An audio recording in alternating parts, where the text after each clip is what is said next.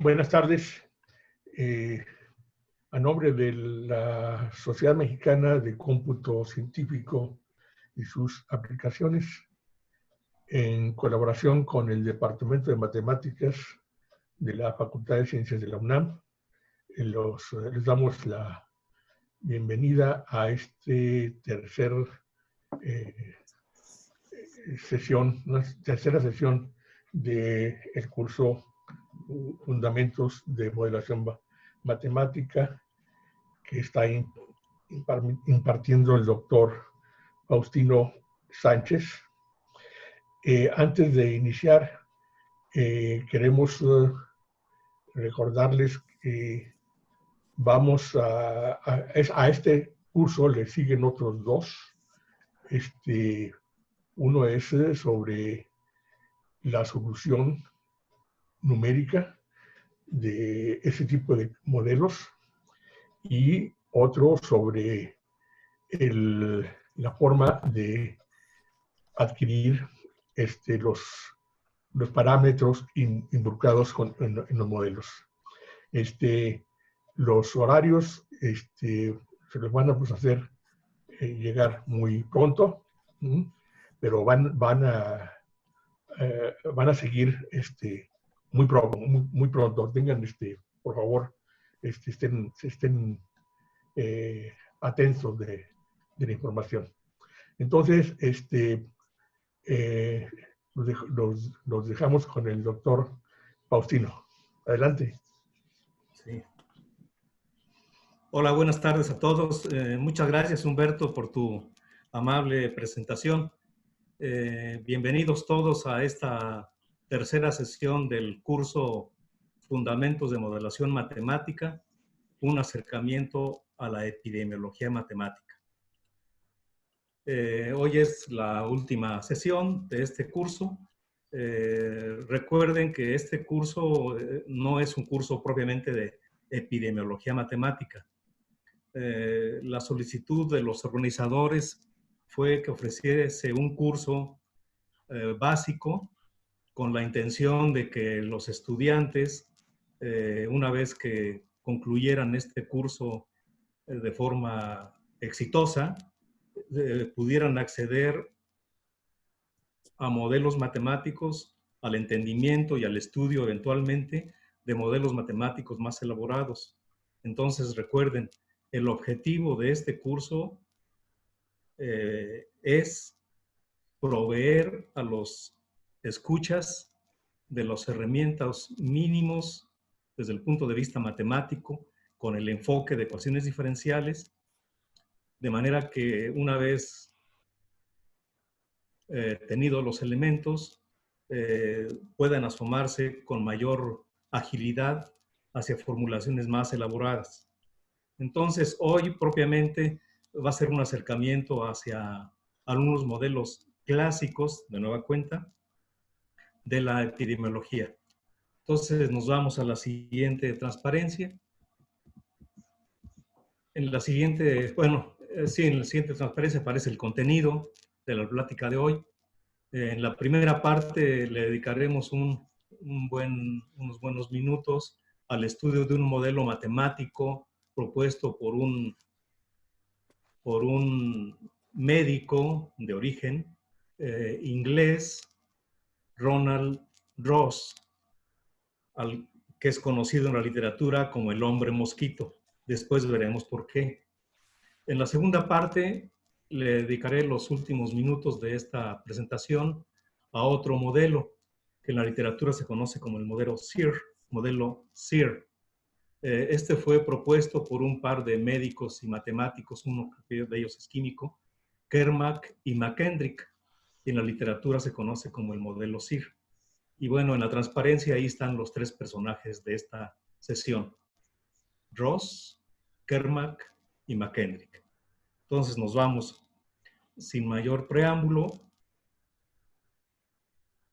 a algunos datos históricos que me parecen relevantes de Ronald Ross. Ronald Ross nace en 1857, muere en 1932 y como les dije, se conoce como el hombre mosquito. Siendo su padre un oficial de la Armada Británica. Uno se pregunta, ¿y qué estaba haciendo el oficial de la Armada Británica en India? Recuerden que para estos tiempos, India era una de las colonias inglesas. Entonces no estaba allá protegiendo la seguridad de los hindús. Estaba allá cuidando los intereses de la corona. Estudió medicina en Londres, pero realmente le gustaba mucho escribir poemas y obras de teatro. En 1881 entró a trabajar en el Servicio Médico de la India, tiempo durante el cual se forma autodidactamente como matemático. Estudió matemáticas por su cuenta. En 1888 regresa a Inglaterra obteniendo un diploma en salud pública y estudia bacteriología, ciencia creada unos años antes por Pasteur y Robert Koch, otro inglés. Regresa a India y es cuando empieza a estudiar la malaria. En 1894 vuelve a Londres, donde conoce a Patrick Manson, un especialista en medicina tropical, quien le muestra al microscopio lo que el médico militar francés Alphonse Laveran había notado en 1880. La sangre de pacientes con malaria contenían parásitos. Le seguimos. La siguiente transparencia. La siguiente, ahí. Creo que sale otra vez, sale medio cortado la parte de arriba. La parte de abajo ahora. Bueno, no importa, yo voy diciendo. Mason sugirió que los parásitos pudieran provenir de mosquitos que él mismo había descubierto en China, en parásito de otra enfermedad tropical en estos insectos. Él creía que los humanos se infectaban por el parásito al tomar agua contaminada por mosquitos. Esta es una hipótesis muy importante que empezó a estudiarse para verificarse si efectivamente esta era la razón. En 1895 y hasta 1898, Ross continuó investigando en India y puso a prueba la idea de Manson.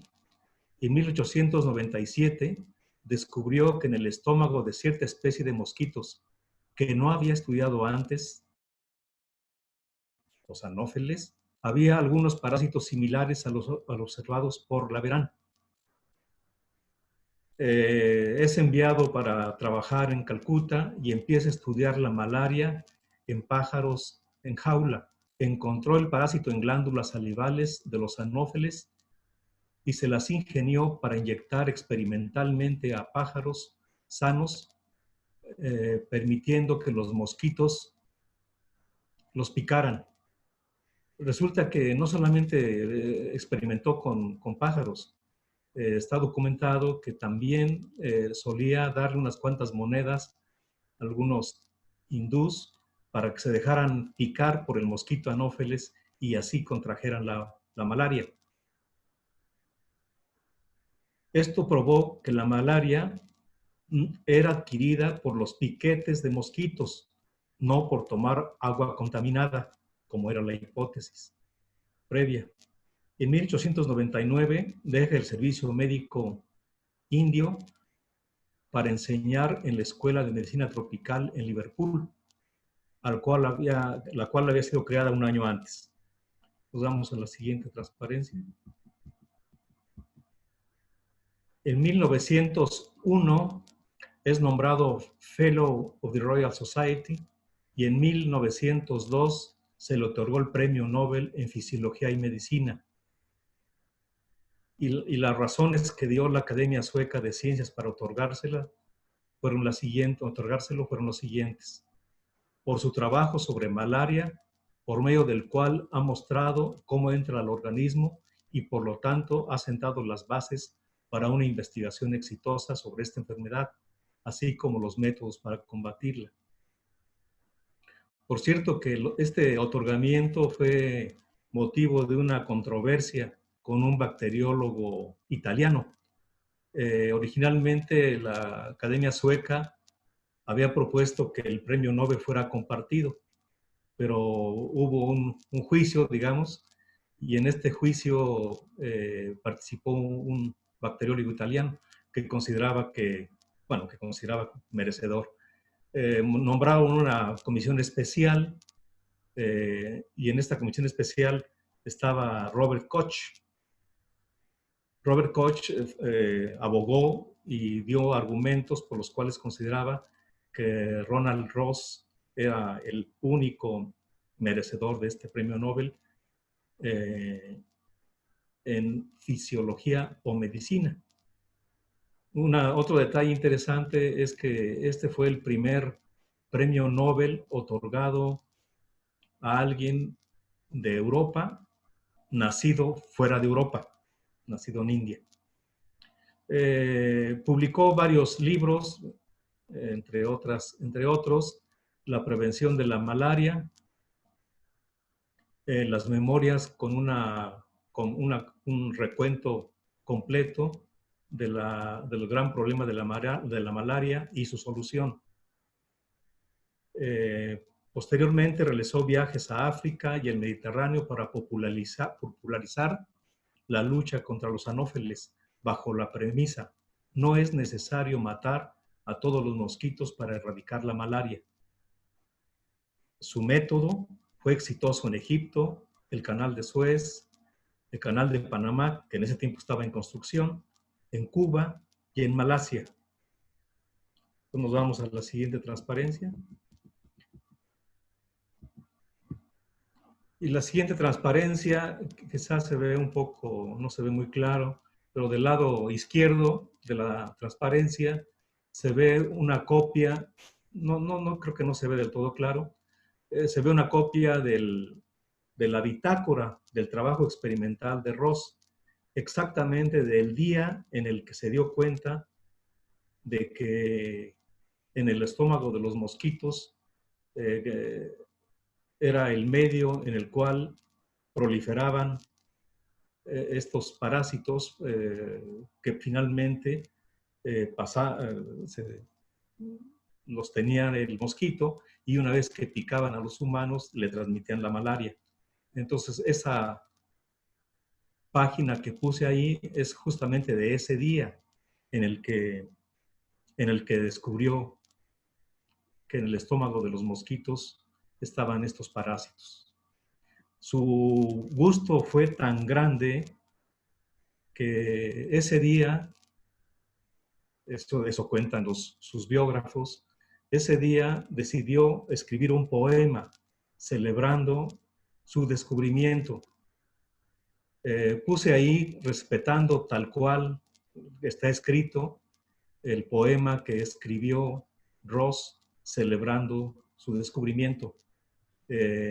No lo voy a traducir, les dejo unos segundos para que lo lean con cuidado, con detenimiento.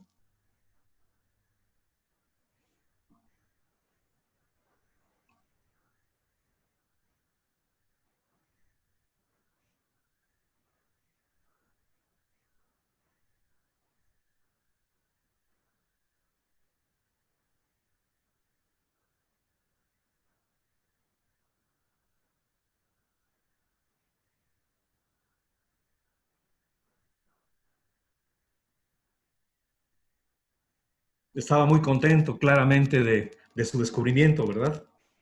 Y en la fotografía que aparece debajo de estos versos de Ross, está una fotografía de las paredes del intestino. Y ahí en las partes más rojitas son precisamente estos parásitos, los causantes de la malaria. Entonces nos vamos a la siguiente transparencia. En la siguiente transparencia decidí poner una fotografía de los tiempos en los que Ross trabajaba en Calcuta. ahí aparece con su esposa y unos ayudantes indios, como pueden ver. Y del lado derecho de esa fotografía aparecen dos placas. Una placa que seguramente es donde vivió en Londres y que fue colocada por el Consejo de la ciudad. Pues lo que ven ahí, que es que está dedicado a Sir, fíjense, lo de Sir es por el título nobiliario, eso no tiene que ver con el modelo Sir, que fue premio Nobel y que descubrió la transmisión de la malaria por el mosquito y que vivió ahí. En la placa de abajo, esa debe ser en Liverpool, en el sitio donde trabajó Ross. Debo decirles que para 1926 se inauguró en Londres el Instituto Ross de Enfermedades Tropicales, del cual fue director fundador hasta su muerte, del 26 al 32, 6 años. Bien, nos vamos a la siguiente transparencia, por favor. En esta siguiente transparencia decidí tomar una cita de Ronald Ross en relación al papel de las matemáticas en la epidemiología. Tampoco lo voy a traducir, les dejo unos segundos para que ustedes por su cuenta lo lean y vean la importancia que Ross, no siendo matemático de origen, pero adquiriendo la formación matemática por su cuenta, le concedió a la matemática en relación a la epidemiología. Léanlo, por favor.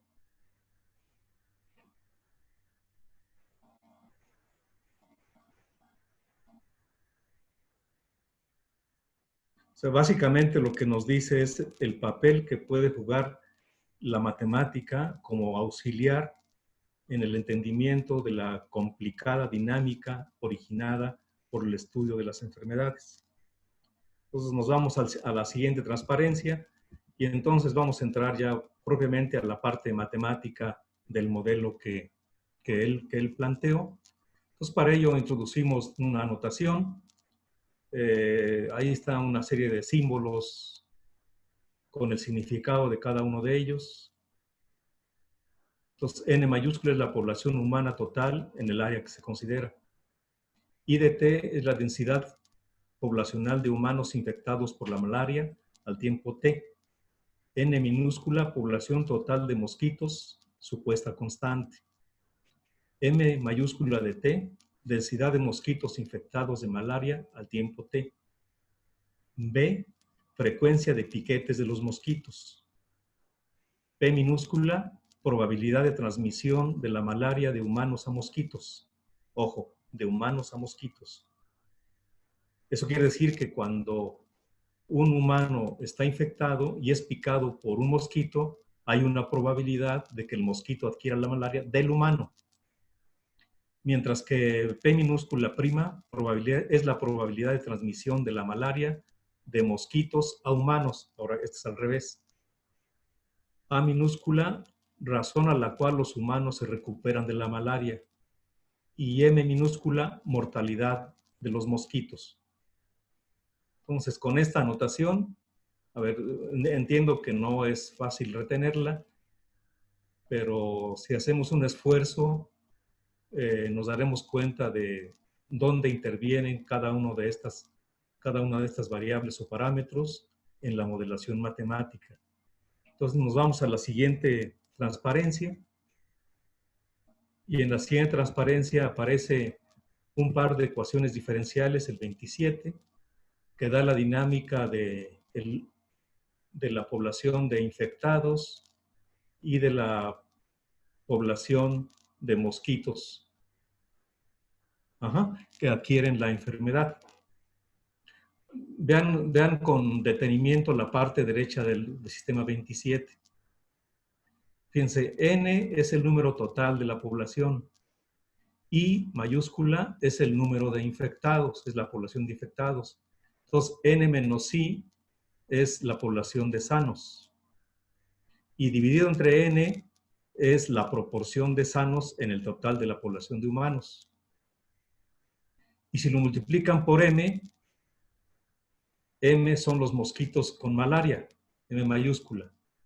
Entonces ahí lo que tenemos es una medida de la razón de encuentros entre individuos sanos y mosquitos con malaria. Y la probabilidad de que adquieran malaria los humanos del mosquito es P'. Y la efectividad con la cual esto ocurre la mide B. Entonces vean en el producto M multiplicado por el factor que está entre corchetes, es ley de acción de masas, razón de encuentros entre individuos sanos por la población de mosquitos con malaria. Y los infectados, los que adquieren la enfermedad, se recuperan a una razón A. Entonces ahí está el término AI en la primera ecuación de 27. En la segunda ecuación, que da la dinámica de la población de mosquitos con malaria, de nueva cuenta, vean cómo están. N minúscula es el número total de mosquitos. M mayúscula es los mosquitos con la enfermedad, con malaria. Entonces, N menos M es la población de mosquitos sanos, multiplicada por la fracción de los humanos infectados, ¿verdad? De nueva cuenta, lo que tenemos ahí es una ley de acción de masas.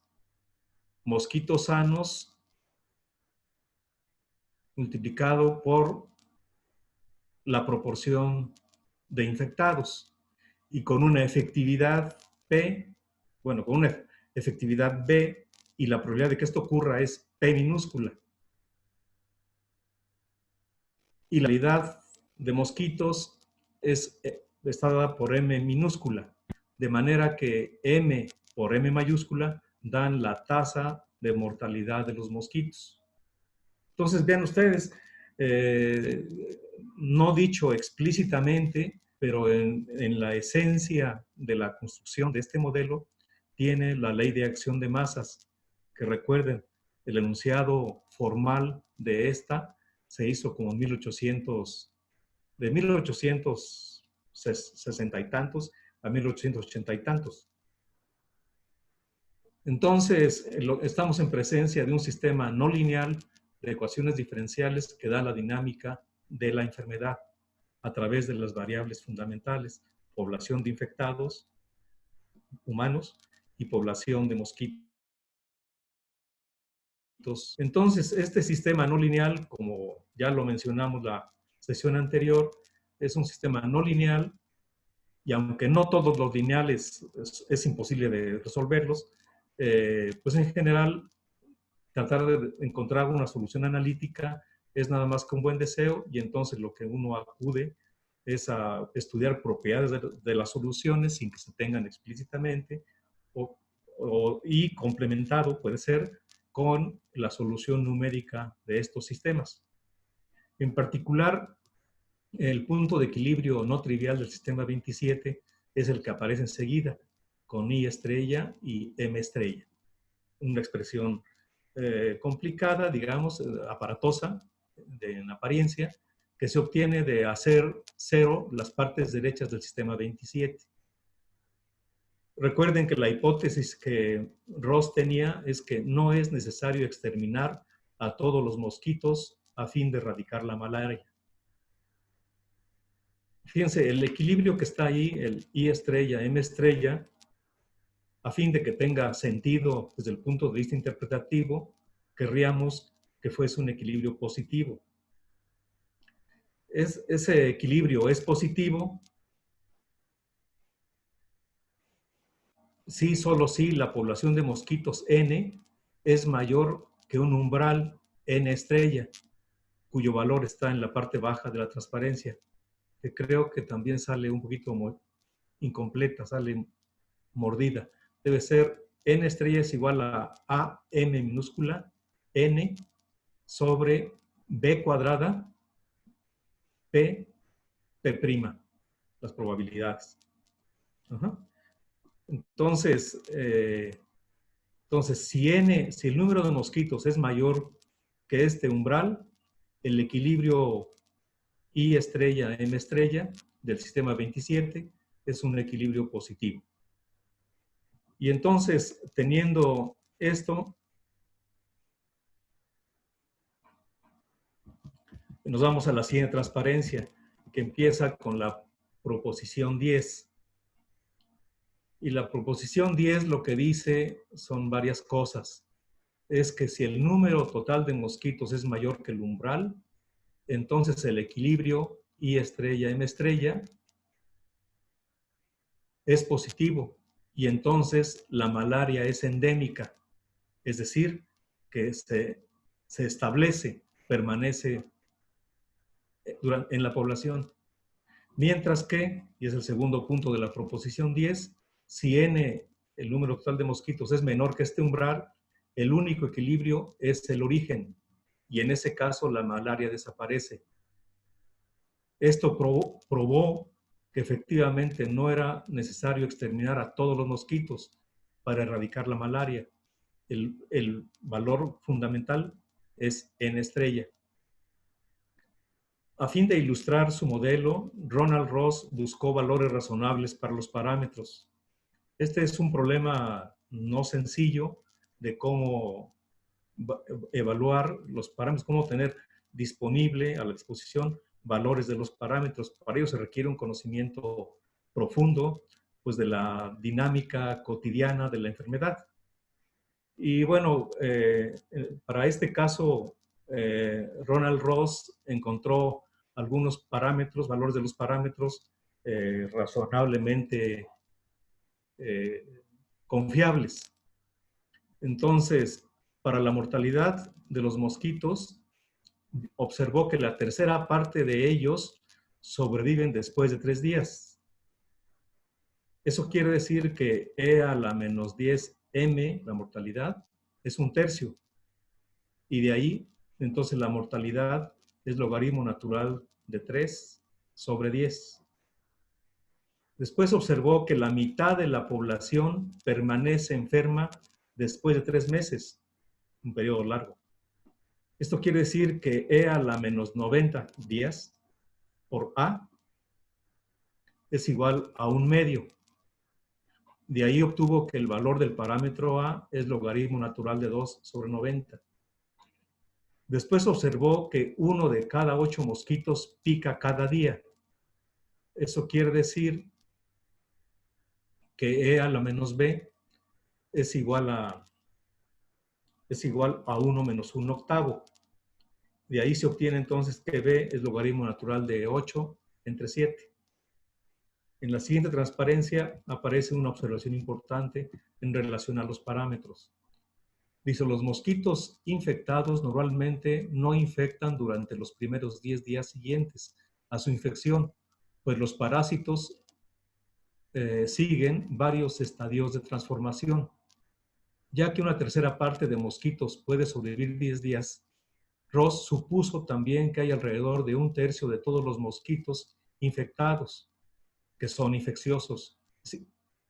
No todos los que tienen el contagio de la enfermedad son infecciosos momentáneamente. Y entonces, a partir de ello, propuso que la probabilidad P' es 1/3 y la probabilidad P es 1/4. Con estos parámetros, en su modelo, realizó una serie de cálculos que reportó en una tabla de datos que aparece en su trabajo original. Pero que básicamente, desde el punto de vista cualitativo, son como se muestran en la figura. Entonces, la figura ilustra que la fracción de humanos infectados es más alta del 50% si la razón de mosquitos entre población total de humanos es ligeramente mayor que el valor crítico N estrella sobre N. Sin embargo, dicha fracción no aumenta si la razón n minúscula sobre n mayúscula se incrementa. O sea, vean ustedes que en la gráfica está colocado en el eje horizontal n minúscula sobre n mayúscula y en el vertical está colocado I mayúscula sobre n mayúscula. I es el número de infectados, un número de humanos infectados, n es el número de la población total de humanos. Entonces lo que se ve es que la gráfica es a partir del valor crítico para n sobre n estrella, que corresponde a n estrella sobre n mayúscula. A partir de ahí el crecimiento de infectados es monótono creciente, pero a la larga esta tendencia creciente se va estabilizando. Por más grande que sea el número, la razón de población de mosquitos relativo a los humanos, la población de infectados no varía sustancialmente. Eso quiere decir que puede haber infectados y que la gente prácticamente no se dé cuenta.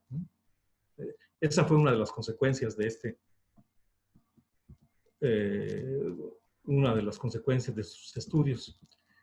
Otros resultados que obtuvo son los siguientes. El valor numérico umbral n estrella sobre n mayúscula es muy sensible a pequeños cambios en la razón de piquetes B, pero esto no cambia la forma de la curva. Es decir, cualitativamente es del mismo tipo, aunque numéricamente sea muy sensible a cambios en la razón de piquetes. También observó y denotó así, el inverso de n estrella, el inverso de la población umbral de mosquitos, que esa ya la obtuvimos hace dos transparencias, la denotó como R0. R0, este caballito de batalla entre los epidemiólogos matemáticos. Y entonces esta R0 es el número de casos secundarios enfermos debidos a un caso primario.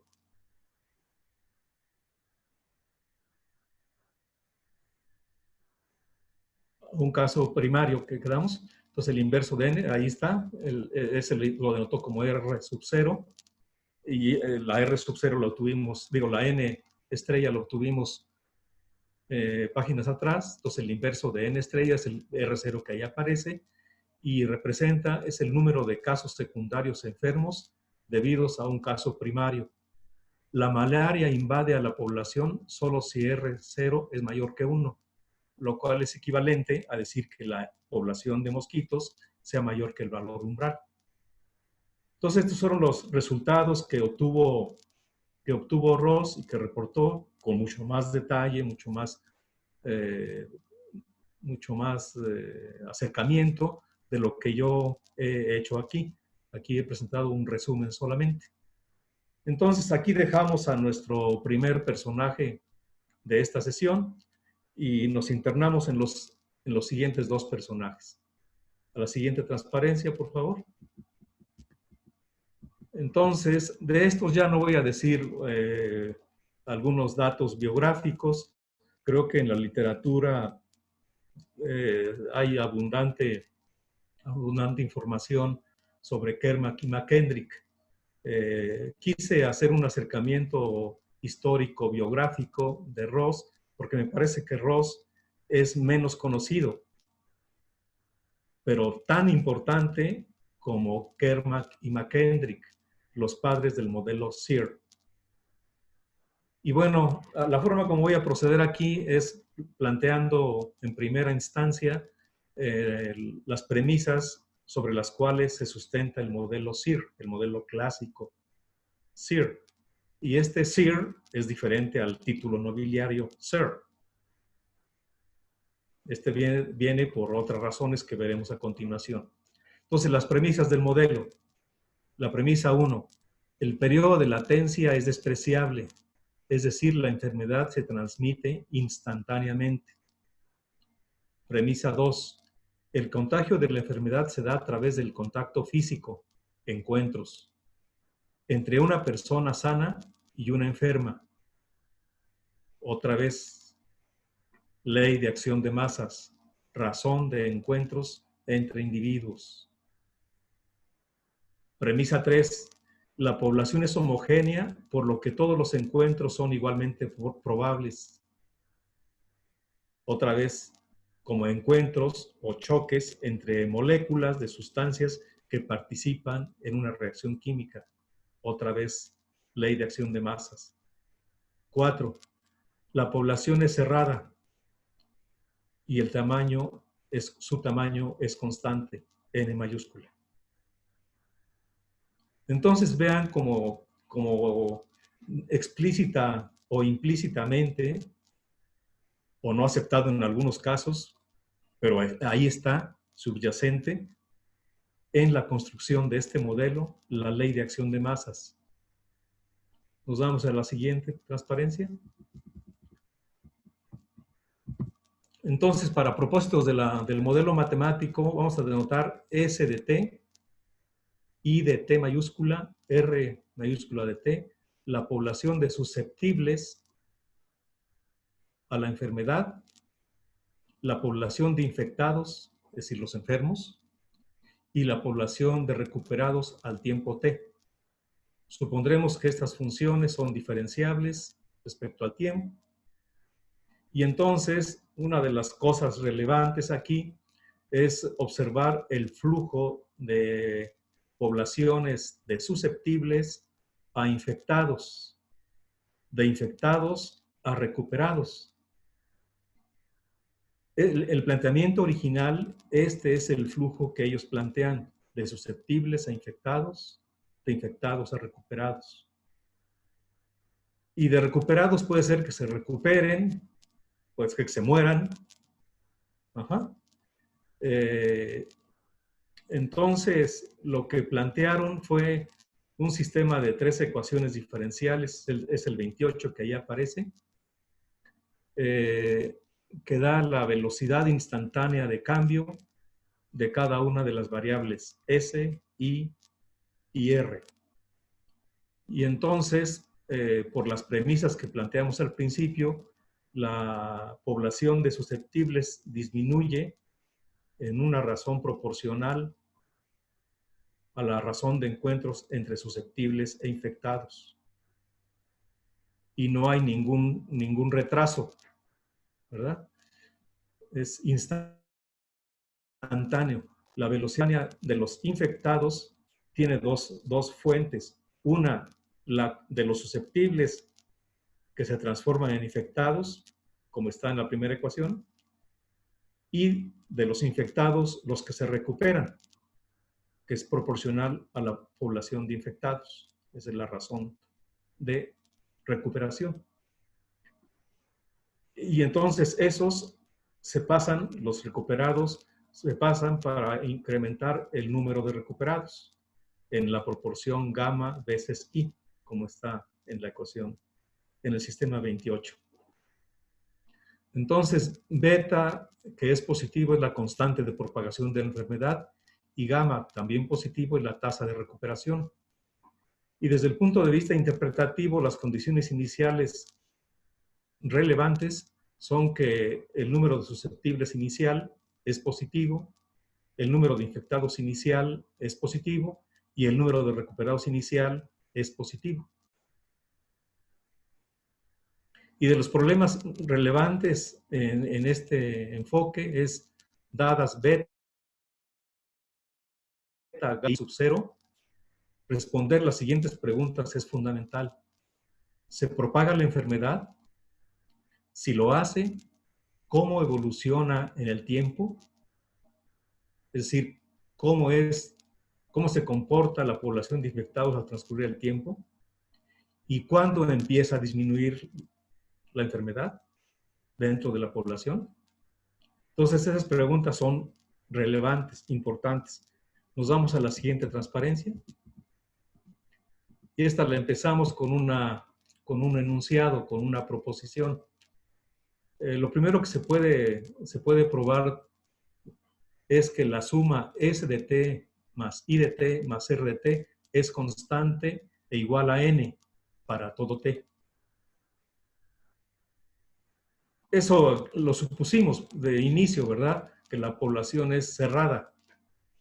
Formalmente se puede probar simplemente sumando término a término en el sistema anterior. Ajá. Y sumando término a término, vemos que la suma de las derivadas es igual a 0. Por lo tanto, la suma misma es constante para todo t. Y de las condiciones iniciales que se tiene, que el número de recuperados inicial es 0, por tanto, el número de susceptibles inicial más el número de infectados debe ser igual a n. Y entonces ahí tenemos ya la demostración, que la suma de las tres densidades poblacionales es constante e igual a n. Una consecuencia que es interesante de esta proposición es la siguiente. O sea, resulta que no solamente S0 más I0 es igual a N, sino eso tiene como consecuencia además que S de T más I de T es menor que la población total para todo T.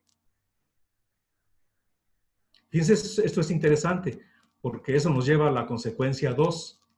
Eso nos lleva a que la dinámica del sistema anterior, que es en 3 dimensiones, para S, para I, para R, realmente se puede reducir a la dinámica de un sistema bidimensional definido en un plano.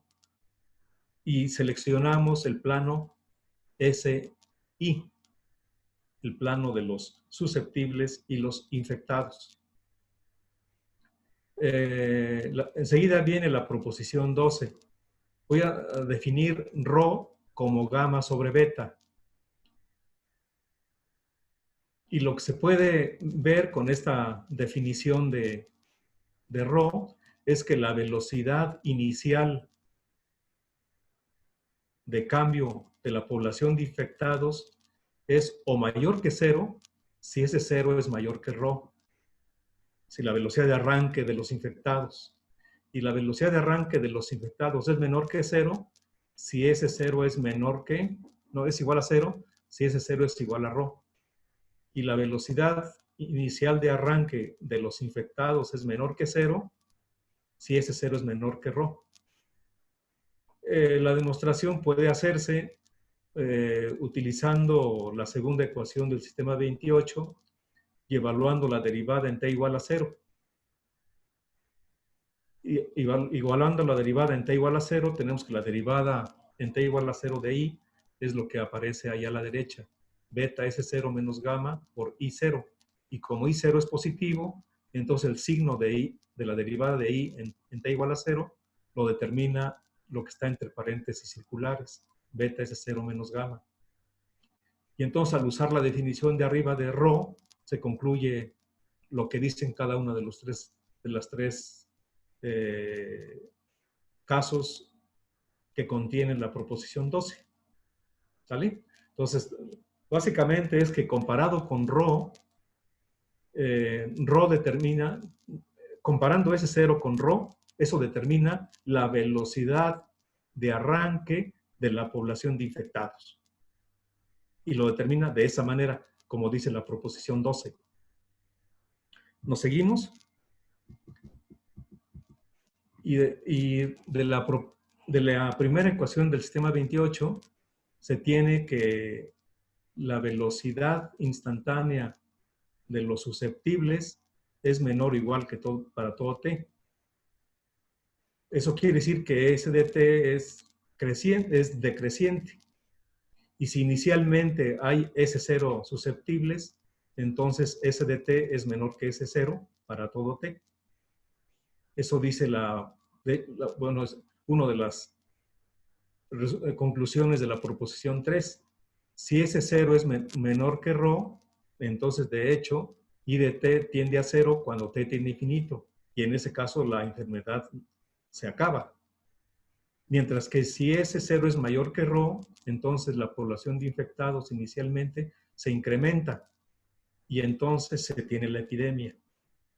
Se pueden hacer cálculos sencillos a partir de la segunda ecuación del sistema SIR y concluir lo que dice la proposición 13.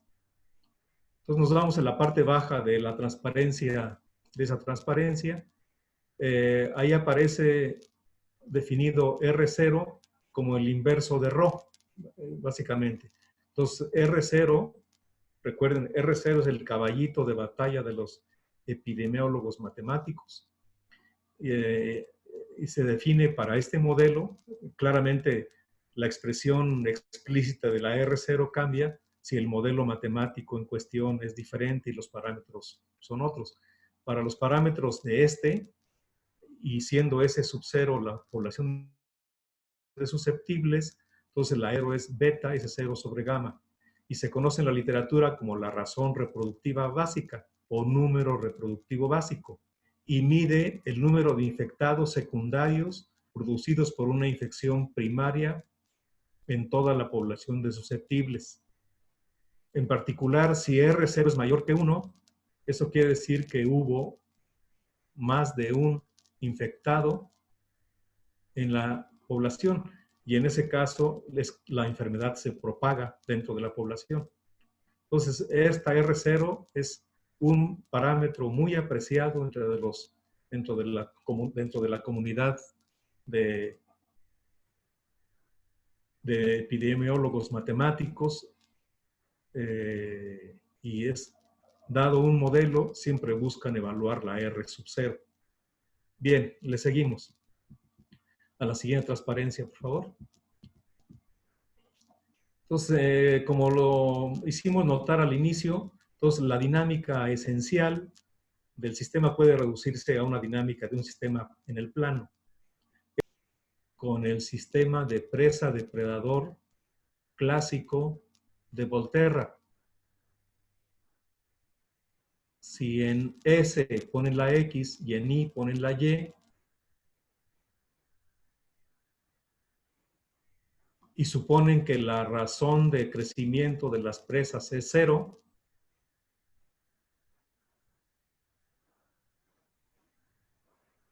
la similitud es grande entre el 29 y el sistema clásico de presa-depredador. Sin embargo, la dinámica son parecidos, pero sí tienen las diferencias esenciales. Lo que se puede probar es que el sistema 29 tiene por curva integral a la expresión que ahí aparece, que es S más I menos Rho, logaritmo natural de S, igual a una constante. La demostración de esta proposición se puede hacer partiendo del sistema 29, básicamente desparametrizándolo respecto al tiempo. Y entonces, si uno desparametriza el sistema 29, uno encuentra que la ecuación diferencial de las rutas versus trayectorias satisfacen la ecuación diferencial que aparece abajito de la palabra demostración, de la cual, haciendo cuentas rápidamente y utilizar la definición de Rho, se escribe como ahí aparece. La derivada de I respecto a S es menos 1 más Rho entre S. Si la parte derecha depende explícitamente de la variable independiente. Por tanto, se puede integrar respecto a S de ambos lados y utilizando las condiciones iniciales se obtiene la curva integral que relaciona a S con I, como lo enuncia la proposición 14. Entonces, esa es la ruta que siguen las trayectorias del sistema S. Esa es la carretera. Y el sentido en el cual se recorre, ese lo da de forma explícita el campo vectorial definido por 29. Entonces nos vamos a la siguiente proposición. A la siguiente transparencia, que empieza con la proposición 15. Y lo que se puede ver es que el máximo número de infectados se puede estimar, puede evaluar explícitamente a partir de la integral del sistema. Y el máximo se alcanza cuando S es igual a S sub 0. Entonces, si evaluamos en la integral en S sub 0, nos queda que el máximo es el que ahí aparece. Y utilizando que I0 más S sub 0 es igual a N, y la definición de Rho, entonces encontramos que el máximo de los infectados está dado por la expresión que ahí aparece. Ajá. Entonces, eso quiere decir que en el plano S, en el horizontal, e I, en el vertical, la dinámica del sistema básicamente se reduce a la dinámica sobre el triángulo que ahí aparece.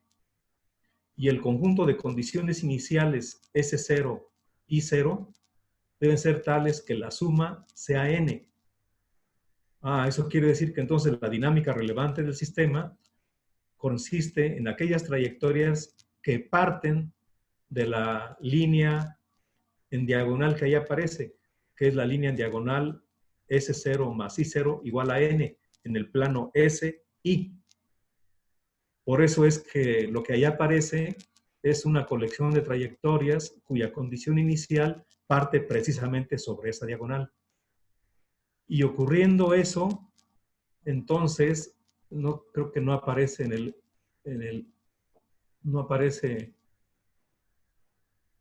no aparece en la transparencia que están compartiendo, en la parte baja de la figura. Ahí debería ser en el eje horizontal S y en el vertical I. Y hay una línea punteada.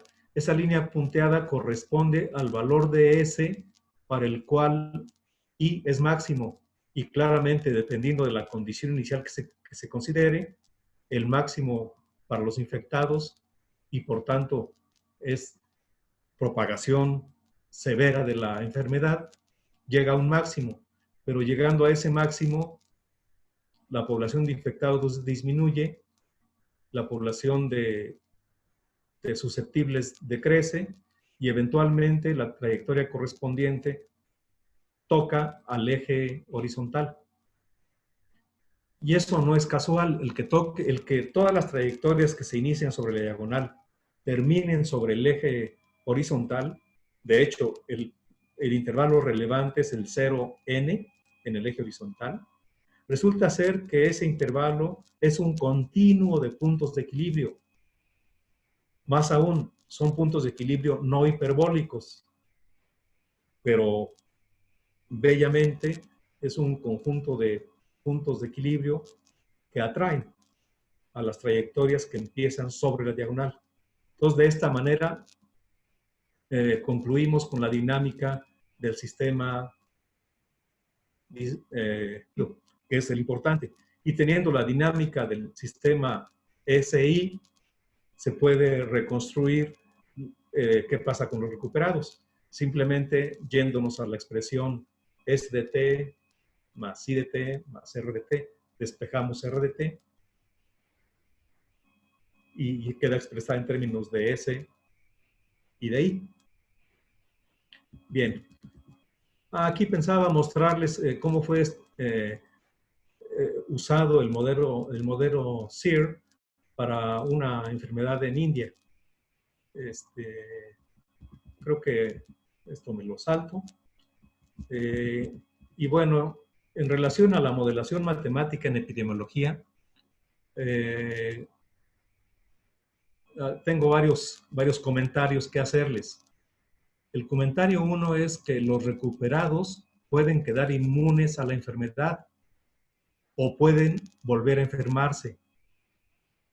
En ese caso, el esquema básico,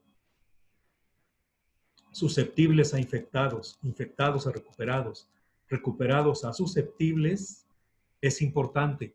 Antes lo cortábamos hasta los recuperados, pero ahora esos recuperados pueden ser susceptibles y contraer de nueva cuenta la enfermedad y por tanto engrosar a los susceptibles originales. Es un ingrediente. Esa es una dirección en la cual se puede mejorar el modelo básico original de Kermack y McKendrick. Otra dirección en la cual se puede mejorar, y se ha mejorado, de hecho, es incorporando estructura en la población, en las poblaciones. Y de estructura Me refiero a estructura de sexo, hombres, mujeres, y también de edad. Eso incorpora al eventual modelo que se construya pues, una mayor complejidad, aumenta la dimensión del espacio-fase del sistema que se está estudiando. Pero, por otro lado, tiene la ventaja de que incorpora, digamos, mayor realidad. Ajá. El comentario 3 es que la vacunación es un elemento fundamental cuyo efecto es la disminución de los susceptibles a la enfermedad. Pero la pregunta del millón aquí es, ¿a cuántos individuos de la población o qué? ¿Hay que vacunar a todos? Así como ahora hay voces que dicen e insisten, malinterpretando las declaraciones del director general de la Organización Mundial de la Salud, que dijo test, test, test, y que lo han malinterpretado en México, diciendo que hay que hacerle la prueba del COVID a toda la población. La pregunta ¿es verdad? Yo creo que el doctor Gatell lo ha respondido de una forma, en mi opinión, brillante, mostrando que no es necesario probar, hacerles la prueba a toda la población, o incluso a números muy grandes, en el caso del COVID. Comentario 4. La movilidad de la población es fundamental en la dinámica espacio-temporal de una enfermedad. Particularmente lo es en el caso de la pandemia, como la del COVID.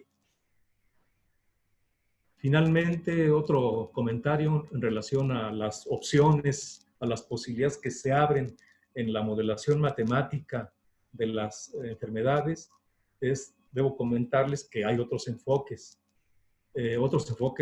para el estudio de la dinámica de enfermedades, particularmente el enfoque de redes neuronales.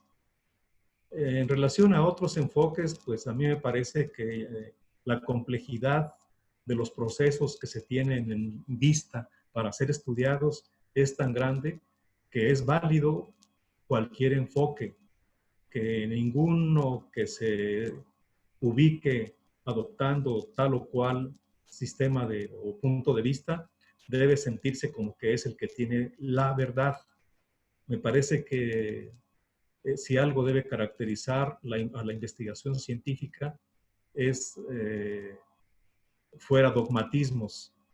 Se vale hacer contribuciones desde distintos puntos de vista. Todas las contribuciones son bienvenidas. Por eso yo, aunque me dedico a ecuaciones diferenciales, ordinarias o parciales, no digo que ese sea el enfoque, es uno. Y los demás son igualmente respetables. Bien, entonces hechos estos comentarios de carácter general respecto a las posibilidades que se abren en cuanto a modelación matemática en epidemiología y que en varios sentidos se ha avanzado mucho,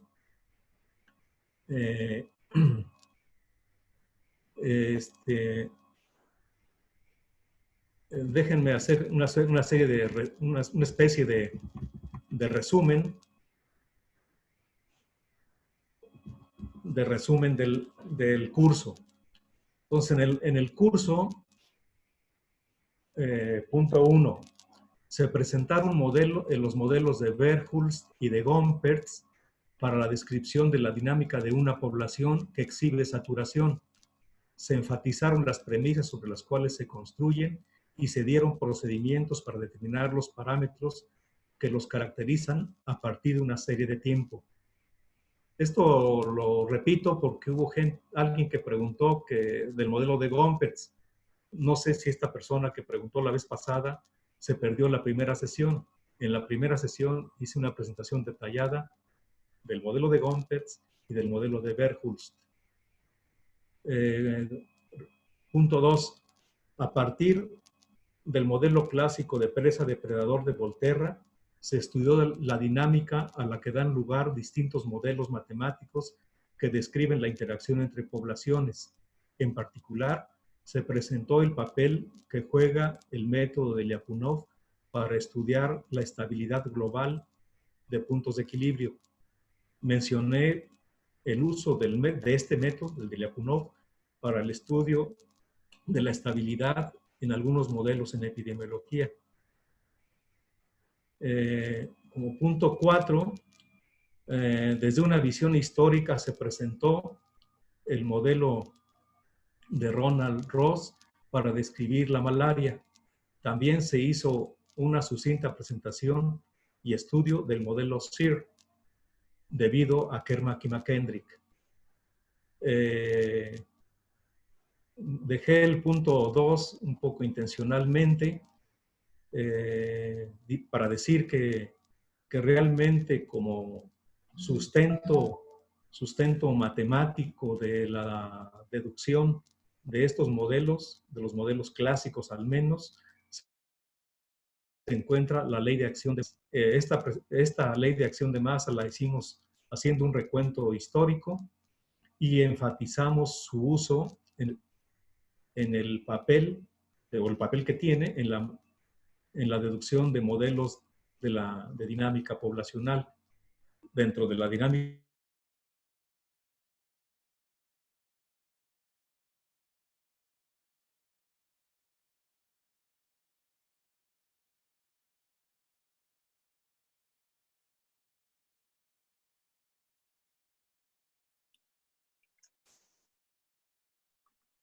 Esperamos un minuto.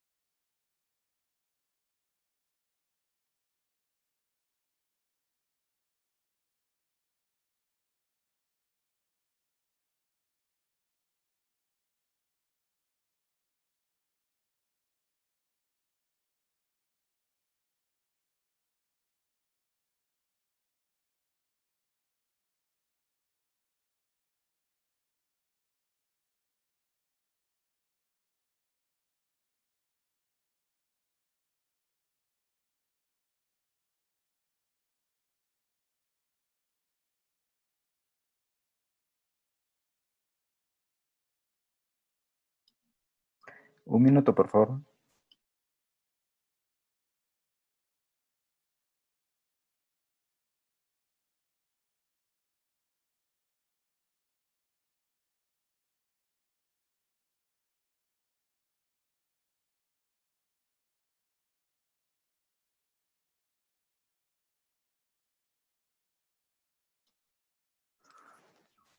Un minuto, por favor. Se fue la señal del profesor Faustino. me estoy Se va a conectando. conectar. Ya se está conectando, sí. No sé si Adelante. creo que ya nos escuchamos, ¿no? Sí, ya te No vemos bien. sé, no sé en qué parte se fue la señal, pero lo que les dije en la parte final es que pues traté de presentar los aspectos básicos de modelación matemática con el enfoque de ecuaciones diferenciales, enfatizando el papel de las premisas y destacando el papel fundamental de la ley de acción de masas. Creo que eso fue lo que dije al último. Y pues por mi parte considero que eso es todo lo que tenía que decir en estas 3 sesiones. Espero que les haya sido de utilidad. No fue un curso de epidemiología matemática, como aparentemente algunos de las personas que asistieron supusieron. No fue esa su intención, lo dijimos desde el principio. No fue un curso de epidemiología matemática. Fue un curso de modelación matemática con alguna orientación hacia epidemiología matemática. Pero básicamente era proveer a los escuchas de los elementos mínimos con el enfoque de ecuaciones diferenciales, de manera que les permitieran acceder a modelos más elaborados, ahora sí, a otro nivel, en epidemiología matemática. si cumplí la función con la cual los organizadores me invitaron a ofrecer este curso, pues ya ustedes lo dirán. Eso ya no me toca a mí. Solo quiero agradecerles mucho su paciencia, su atención. Disculpen por esta interrupción, pero pues eso son cosas que están fuera de mi control. Muchas gracias a todos.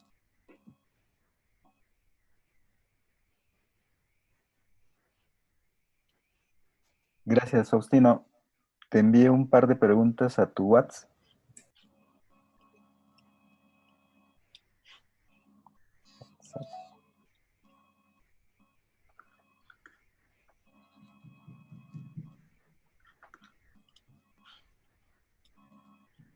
Estoy revisando las preguntas.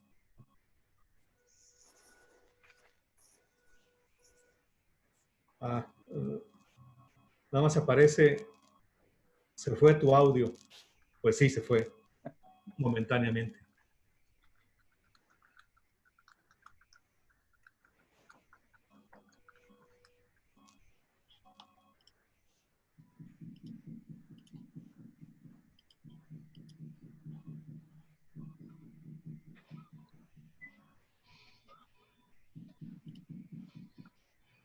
Efectivamente, una pregunta es la siguiente. Dice, ¿las muertes entran en recuperados o son ignoradas en el modelo? En el modelo SEER, los recuperados ya no aparecen.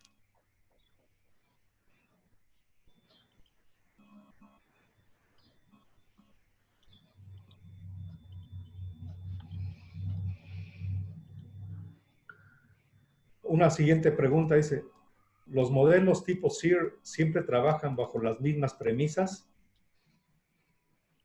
aun cuando se les hagan modificaciones? Algunas de las modificaciones que yo sugerí en los comentarios finales fue la incorporación de estructura de sexo y edad. Por supuesto que eso cambia una de las premisas. Supusimos que las poblaciones de susceptibles, de infectados y recuperados son homogéneas. De manera que si incorporamos estructura de sexos y edades, esa premisa ya no se cumple y por tanto ya la lista de premisas no son válidas. Entonces,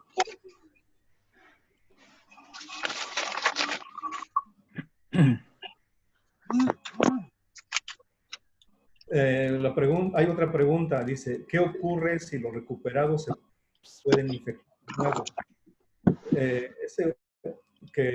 Que los recuperados se vuelvan a infectar, o sea, se vuelvan susceptibles, eso lo que hace es enriquecer de nueva cuenta un lazo de retroalimentación de recuperados a susceptibles. Aumenta el número de susceptibles como resultado de los que se recuperan y que pueden adquirir la enfermedad de nueva cuenta. ¿Puede modelarse las dinámicas de reinfección en un modelo SEER? Sí, hay modelos tipo SEER que incorporan este hecho, el que los recuperados abunden a la población de susceptibles. Hay otra pregunta, ¿cómo incorporar la variable espacial? Hay varios enfoques de nueva cuenta para incorporar la variable espacial. Por ejemplo, si nos atenemos de nueva cuenta al enfoque de ecuaciones diferenciales, hay modelos de tipo reacción-difusión, donde la parte reactiva correspondería a dinámicas de la enfermedad con las modificaciones que tuviera sentido, según lo planteé.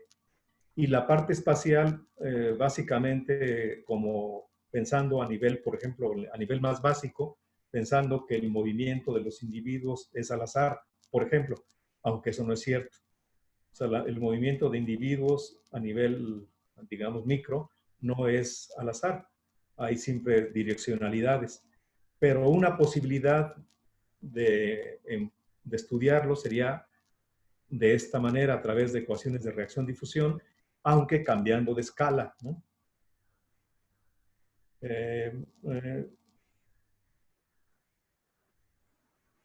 Miguel de la Rosa de la UJAT. Hola, ¿qué tal? ¿Qué ole? En modelos epidemiológicos, ¿qué sentido tiene considerar algún tipo de bifurcación? Y si es el caso, ¿qué parámetros son de interés para ello? Desde luego que el fenómeno dinámico de bifurcación, es decir, de la posibilidad de que para un juego de parámetros la dinámica del sistema sea de un tipo y para otro juego de parámetros la dinámica sea otra, diferente, es fundamental. Y claro, sí hay bifurcaciones en modelos de tipo SIR modificados. Recuerdo haber visto alguna vez alguno.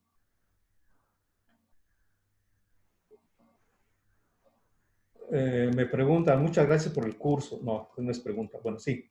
¿Cómo podremos acceder a los siguientes? ¿Dónde se verá? ¿Cómo definir los parámetros? Respecto a los parámetros, di una vista rápida en el caso del modelo de la malaria, los razonamientos que siguió Ross para determinar los parámetros. Como les dije, la determinación de los parámetros en general no es una tarea sencilla y requiere el conocimiento profundo de la dinámica cotidiana de la enfermedad. En el caso del COVID, creo que se están haciendo esfuerzos muy interesantes en esa dirección y eso ha permitido a los colegas matemáticos que están participando y asesorando en la parte técnica al equipo liderado por Gatel, lo están haciendo de una forma muy, muy efectiva.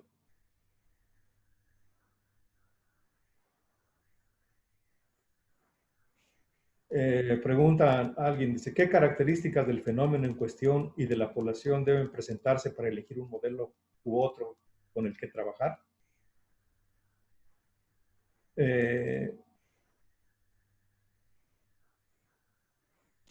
Yo creo que el modelo puede ser modelos ya existentes, puede ocurrir. ¿Qué variables son relevantes? Pues eso lo define el investigador, eso lo define el profesionista, atendiendo al tipo de preguntas que considera relevantes para el proceso. O sea, una vez que uno se plantea qué preguntas son relevantes para el proceso bajo estudio, uno decide qué variables son las relevantes. Y la dinámica particular, pues puede estar muy sugerida por el proceso mismo. Y puede que en esas caigamos en estudios, en modelos ya conocidos. Pero como lo plantea aquí, se abre la posibilidad de crear nuestros modelos y ya sabemos qué tipo de cosas modificar. Después dice, ¿hay algún programa de posgrado en epidemiología matemática en México que recomiende? Yo creo que epidemiología matemática, que yo sepa, no hay en México. Hay en epidemiología, creo que en parte más clínico. Hay grupos de matemáticos, físicos, que trabajan mucho en modelos matemáticos en epidemiología. Y en el caso de la UNAM, habemos un grupo de personal académico de distintas dependencias de la UNAM que trabajamos en biología matemática y con alguna frecuencia solemos ofrecer cursos dentro del posgrado de ciencias matemáticas de la UNAM. En algunas ocasiones se dan cursos orientados hacia biología matemática. A veces en estos se incluyen modelos matemáticos en epidemiología. Y en el caso particular de la Facultad de Ciencias de la UNAM, donde se imparte la carrera de matemáticas, hay materias optativas en la carrera de matemáticas que se llaman Biología Matemática 1, Biología Matemática 2. Suele ocurrir que uno de los temas en estos cursos sea epidemiología matemática, precisamente. Lo de la variable espacial creo que ya me lo preguntan, pero creo que ya lo contesté. Aunque no, esta es una forma de incorporarla. Otra sería, por ejemplo, utilizando autómatas celulares. Bien, creo que ya no hay más preguntas. Pues si ya no hay más preguntas, pues quiero agradecerles de nueva cuenta a todos por su atención, agradecerles a los organizadores de esta serie de pláticas que hayan tenido a bien invitarme. Espero haber ofrecido un curso que haya cumplido los objetivos con lo cual se pensó. Pues muchísimas gracias a todos por su atención. En las transparencias, en la portada de las transparencias está mi dirección electrónica. Me pueden escribir, las personas que estén interesadas en algo más particular de lo que expuse o de otras cosas de biología matemática, y que yo pueda contestar, con mucho gusto lo puedo hacer. A partir de este momento, entiendo, van a poner disponible un archivo, o no sé si separados, de todo el curso. Así es, ¿verdad, Gilmer? Sí, Faust. Cada sesión está grabada, está en el canal de Epidemias y Matemáticas, y en cada sesión viene el video, claro, y la colección de transparencias. Ok, entonces, esto responde a alguna pregunta que están haciendo ahora. Entonces, ahí estarán la presentación con el curso completo. Claro, se pierden los comentarios, pero pues eso ya ni modo. ¿Sale? Bueno. Aprovechamos para decirles de nuevo que hay 2 cursos que le siguen a que están relacionados con temática, y que ya les dije al principio. Uno de ellos es sobre la solución numérica de este tipo de sistemas de ecuaciones, y el problema también de cómo estimar los parámetros que aparecen en los modelos. Pronto, muy pronto, es decir, quizás hoy o quizás mañana, ya les podamos dar la información. Les va a aparecer, como usualmente lo hacemos, a través primero por Facebook y por los otros caminos que hemos encontrado para difundir las actividades. Y pues se nos da mucho gusto que el doctor Faustino haya accedido a darnos este curso, que me parece que ha sido muy, muy ilustrativo. Y pues le damos un aplauso virtual, porque no tenemos otra forma de hacerlo. Y pues pues muchas gracias, Faustino, como siempre. No, muchas gracias a ustedes por invitarme, y gracias a los oyentes por su paciencia.